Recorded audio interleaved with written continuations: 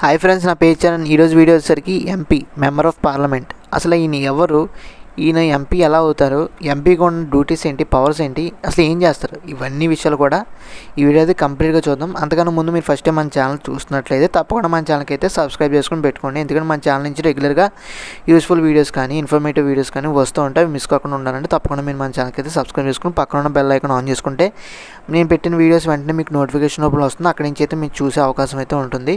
తద్వారా మీకు ప్రతి వీడియో కూడా మిస్ కాకుండా యూస్ఫుల్ ఇన్ఫర్మేటివ్ వీడియోస్ అయితే మిస్ కాకుండా చూసే అవకాశం అయితే ఉంటుంది. సో ఇంక లేట్ లేకుండా డైరెక్ట్గా టాపిక్లోకి అయితే వెళ్ళిపోదాం. ఫస్ట్గా ఎంపీ అంటే ఏంటంటే మెంబర్ ఆఫ్ పార్లమెంట్. వీళ్ళు కంప్లీట్గా పార్లమెంట్ ఆఫ్ ఇండియాకి ఎన్నుకోబడతారనమాట. ఎంపీస్కి 2 హౌసెస్లో, ఒకటి లోక్సభ హౌస్లో కానీ రాజ్యసభ హౌస్లో కానీ రెండింటికి ఎంపీస్కి అయితే ఉంటారు.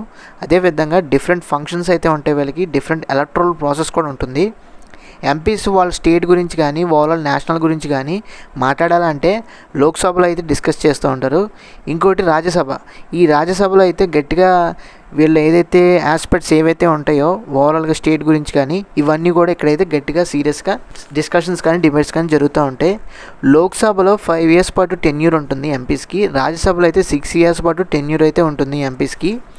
ఎంపీ అవ్వాలంటే బేసికల్గా వాళ్ళకి కావాల్సిన రిక్వైర్మెంట్స్ ఏంటంటే వాళ్ళు బేసికల్గా ఇండియన్ సిటిజన్ అయి ఉండాలి, 25 ఇయర్స్ పాటు ఏజ్ అయితే ఉండాలి, ఎటువంటి క్రిమినల్ బ్యాక్డ్రాప్ అయితే ఉండకూడదు, ఎంపీ ఒక మంచి పొలిటికల్ సైన్స్ గ్రాడ్యుయేషన్ చేసి కూడా ఉండాలి. ఎందుకంటే సభల్లో మాట్లాడాలన్నా లేదంటే హౌసెస్లో మాట్లాడాలనుకున్నా మంచి పవర్ఫుల్ ఫేస్ ఉండాలి, మంచి పవర్ఫుల్ వాయిస్ అయితే ఉండాలి, మంచి పవర్ఫుల్ ఎడ్యుకేషన్ కూడా ఉండాలి. సో తద్వారా ఎంపీ అయితే మంచి గట్టిగా సాలిడ్గా నిలబడే అవకాశం అయితే ఉంటుంది.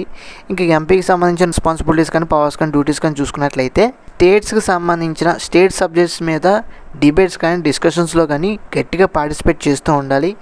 బిల్స్లో కానీ లాస్లో కానీ కాన్స్టిట్యూషనల్ అమెండ్మెంట్స్లో కానీ ఓటింగ్లో పార్టిసిపేట్ చేయాలి.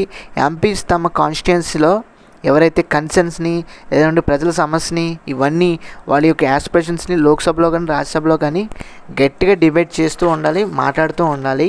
ఎంపీస్ బేసికల్గా ప్రజల సమస్య కానీ లేదంటే డిస్ట్రిక్ట్ సమస్య కానీ నియోజకవర్గం సమస్యలు కానీ మొత్తం రాష్ట్రం సంబంధించి కానీ ప్రతి విషయం కూడా లోక్సభలో కానీ రాజ్యసభలో కానీ రెండిట్లోని 2 హౌసెస్లోని గట్టిగా డిబేట్స్ కానీ డిస్కషన్స్ కానీ చేస్తూ ఉండాలి. అదేవిధంగా అల్టిమేట్ సొల్యూషన్ కూడా తీసుకురావాల్సిన అవసరం అయితే ఎంపీకి అయితే ఉంటుంది. ఎంపీకి చాలా పవర్స్ అయితే ఉంటాయి అబౌట్ పార్లమెంటులో. సో వాళ్ళు ఖచ్చితంగా దేనైతే డెసిషన్ ఫ్యాక్టర్గా డెసిషన్ మేకర్గా అయితే ఉంటారు. సో వాళ్ళు ఖచ్చితంగా స్టేట్కి కానీ స్టేట్ యొక్క డిస్ట్రిక్ట్స్ కానీ డిస్ట్రిక్ట్స్లో ఉన్న ఏరియాస్లో ప్లేసెస్లో ఉన్న ఊళ్ళో కానీ ప్రతి చోట కూడా పర్ఫెక్ట్గా రాష్ట్రం యొక్క సంక్షేమం కానీ రాష్ట్రం యొక్క జీడిపి కానీ రాష్ట్రం యొక్క అభివృద్ధి కానీ అన్ని విషయాల్లో కూడా ఎంపీ అయితే లోక్సభలో కానీ రాజ్యసభలో కానీ మంచి వాయిస్, మంచి బేస్, మంచి ఫేస్ అయితే ఉండాల్సిన అవసరం అయితే ఉంది. ఈ ఎంపీస్ కూడా బేసికల్గా సెంట్రల్ క్యాబినెట్ మినిస్టర్స్ కూడా అయ్యే అవకాశం అయితే ఉంటుంది. వాళ్ళ యొక్క పెర్ఫార్మెన్స్ని బట్టి వాళ్ళ యొక్క యాక్టివిటీస్ని బట్టి ఎంపీస్ని అయితే క్యాబినెట్ మినిస్టర్స్ కింద కొన్ని మినిస్టర్స్ అయితే కొన్ని డిపార్ట్మెంట్స్లో అయితే ఇస్తూ ఉంటారు.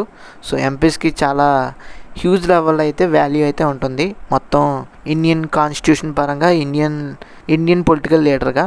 సో ఇది ఫ్రెండ్స్ వాళ్ళగా ఎంపీ గురించి, ఎంపీకి సంబంధించిన పవర్స్ కానీ డ్యూటీస్ కానీ రిక్వైర్మెంట్స్ కానీ కంప్లీట్గా ఈ వీడియో అయితే కవర్ చేసాను అనుకుంటున్నాను. మీకు ఈ వీడియో నచ్చినట్లయితే తప్పకుండా మన ఛానల్కి అయితే లైక్ చేయండి, షేర్ చేయండి, సబ్స్క్రైబ్ చేసుకోండి. Thanks for watching. See you again. Bye by.